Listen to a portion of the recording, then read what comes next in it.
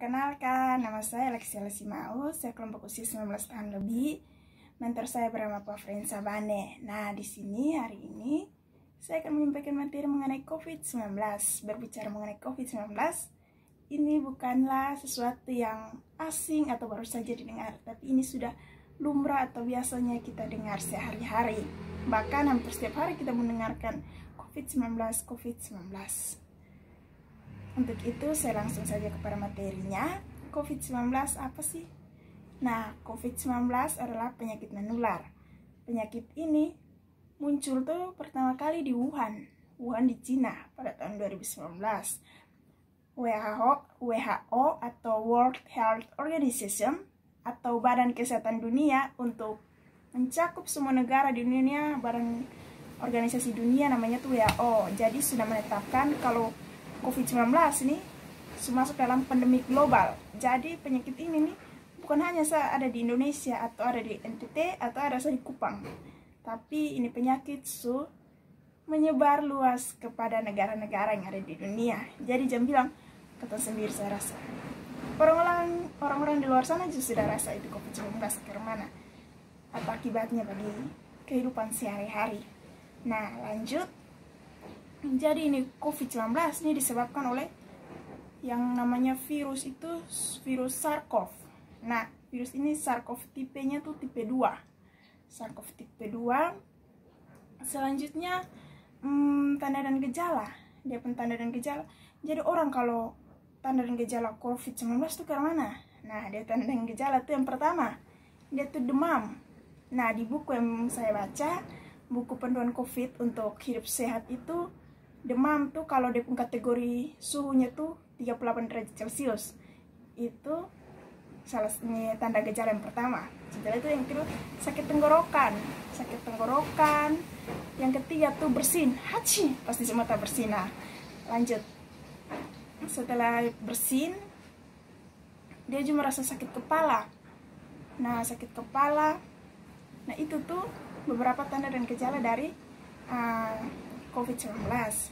Nah, di sini untuk cara penularannya, bagaimana supaya itu COVID-19 itu bisa menular. Nah, jadi COVID-19 itu menular yang pertama melalui pada saat bersin kan hachi. Nah, kalau kotong pakai masker, kotong bisa menjadi orang yang menyebarkan penyakit tersebut kalau kotong kena. Tapi doa kotong sama kena. Lanjut. Ini jadi di situ tuh kalau pada saat bersin pasti seperti ada percikan atau tetesan air yang keluar pada saat kita bersin. Nah, jadi itu tuh yang akan kalau seseorang yang kena COVID-19 kalau dia bersin dan orang yang di sebelah kalau bersin maka itu pasti kena. Selanjutnya melalui benda-benda yang sekitar, contohnya ini alat cas. Nah, ini alat cas kalau orang yang COVID-19 pegang kotong dipegang lah, maka kotong kena COVID itu otomatis. Atau sisir nih itu orang yang COVID-19 yang kena COVID-19 tuh kalau dia pakai ini sisir, terus kotong sisir ini kotong ambil kotong sisir atau berambut lah, itu kotong kena juga. Jadi itu beberapa media penularan untuk COVID-19 ini. Selanjutnya istilah ODP, PDP dan OTG. Pasti semua pernah dengar istilah ini. Nah, PDP itu pasien dalam pengawasan. Dia mempunyai tanda dan gejala yang seperti tadi, kayak flu, sakit tenggorokan, sakit kepala, mempunyai riwayat perjalanan. Nah, di sini ada perbedaan tuh di sini dengan PDP dengan ODP dengan OTG itu. Kalau untuk PDP ada bukti klinis atau pemeriksaan klinis. Kalau dia tuh pneumonia. Nah, pneumonia bukan hanya lihat dari tanda dan gejala, tapi ada pemeriksaan penunjang dengan pemeriksaan ronsen dada. Pemeriksaan penunjang itu pemeriksaan untuk mendukung penyakit tersebut. Jadi dokter bilang, oh ini pneumonia dengan adanya pemeriksaan ronsen dada. Nah, contohnya begitu. Jadi setelah itu yang berikut tuh ODP. ODP ini orang dalam pengawasan. Nah, di sini dia mempunyai tanda dan gejala juga yang tadi, flu, sakit tenggorokan, demam 38 derajat Celcius suhunya, Dan bedanya tuh kalau PDP itu dia punya hasil foto ronsen dada yang dia pneumonia, tapi kalau ODP sudah ada. Nah kalau ini OTG beda orang tanpa gejala. Jadi dia tuh terkonfirmasi kasus COVID-19, tapi dia punya gejala-gejala kayak demam, atau dia sakit kepala dan lain sebagainya. Nah itu ada perbedaan OTG, ODP, dan PDP. Selanjutnya pemeriksaan apa sih yang harus dilakukan untuk tuh di COVID-19. Jadi ada pemeriksaan penunjang ya seperti saya bilang sebelumnya, pemeriksaan untuk mendukung suatu penyakit. Contohnya pemeriksaan rapid test. Pasti semua pernah dengar rapid test, dan rapid test. Jadi pemeriksaan rapid test itu pemeriksaan darah. Nah, ini pemeriksaan nih untuk mengetahui ini orang punya sistem kekebalan terhadap virus tersebut. Nah, selanjutnya kalau dia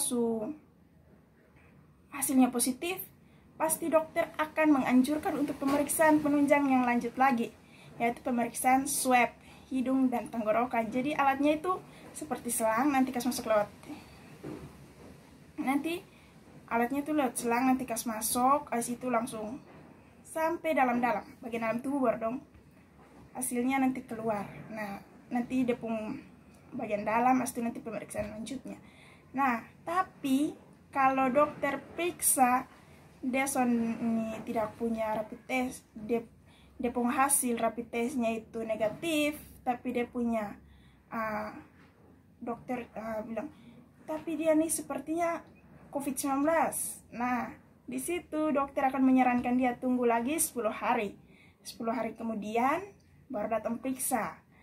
Nah, kenapa 10 hari kemudian? Karena penyakit tersebut mempunyai masa inkubasi, masa pertumbuhan. Contohnya ketong butuh bertumbuh, tiba-tiba mungkin tiba-tiba ketong besar. Pasti ketong butuh yang namanya pertumbuhan dan perkembangan. Itu virus dia bertumbuh dan berkembang. Nah, setelah itu kan hasilnya negatif, 10 hari kemudian datang periksa untuk yang lebih pasti Nah, itu adalah untuk pemeriksaan rapid test dan swab. Itu untuk pemeriksaan penunjangnya. Jadi lanjut lagi untuk pencegahannya. Bagaimana sih kita mencegah supaya jangan COVID-19? Yang pertama, gunakan masker. Nah, kita bisa buat masker sendiri dari masker kain. Contohnya kita pun teman-teman PPA nih sekarang kan bisa buat masker kain. Mungkin bisa tanya-tanya dong karena cara buat masker, atau mau pesan di dong silahkan. Selanjutnya kau bisa cuci tangan. Cuci tangan kan sekarang kota dan PPA sudah bagi ember cuci tangan. Ada PPA taruh di rumah dengan sabun untuk cuci tangan dengan langkah-langkah cuci tangan yang ada. Nah, setelah itu kau cuci tangan. Kalau kau mau pergi usahakan jangan terlalu di tempat yang rame jangan kau berkumpul rame-rame, itu boleh hindari yang tempat yang berkumpul rame. Kalaupun kau harus pergi terus kau pulang, jangan langsung bersalaman dengan orang-orang di rumah. Usahakan kau tetap cuci tangan, tukar baju, cuci itu baju, habis itu kau mandi habis baru beraktivitas seperti biasanya. Nah, itu adalah materi dari saya mengenai COVID-19. Semoga bermanfaat ya. Terima kasih. Shalom.